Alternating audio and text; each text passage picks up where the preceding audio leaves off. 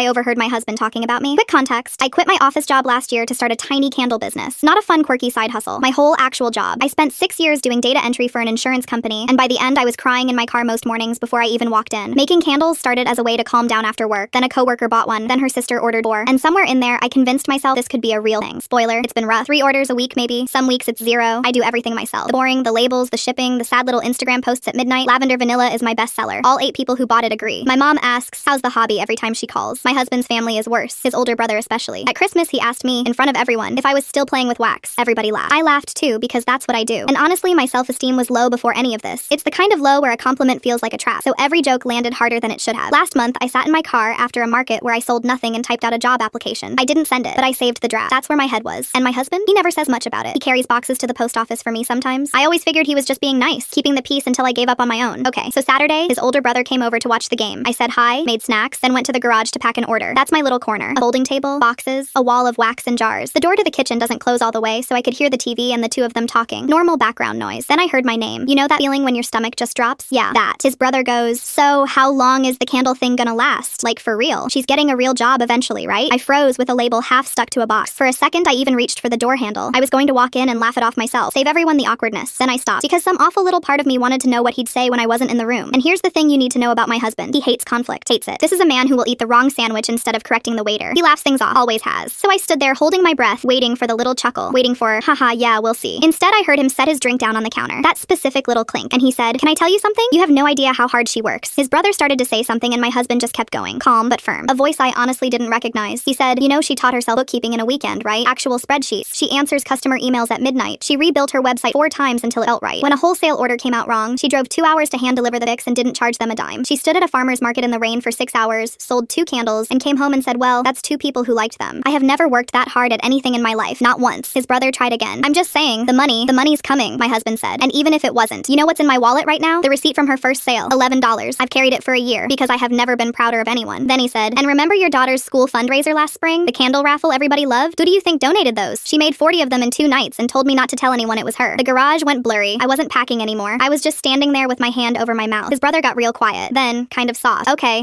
I just don't want you 2 struggling over some candle thing. And my husband said quieter, it's not a candle thing. It's her thing, so it matters. That's the part that broke me. Not the list, not the receipt, that one line. Because for 6 years I had a job that paid fine and made me feel like nothing. And everyone called that real. And the thing I built with my own hands, the thing I actually love, everyone calls a phase. Except him. He was out there defending it like it was obvious. Like anyone with eyes could see it. Meanwhile, I'd spent a whole year assuming he was just tolerating it. Tolerating me. His brother didn't say anything after that. The game came back on. Somebody scored. They cheered like nothing happened. And I cried into a box of packing peanuts in our garage. Full on, ugly crying. Trying not to make a sound. He still has no idea I heard him.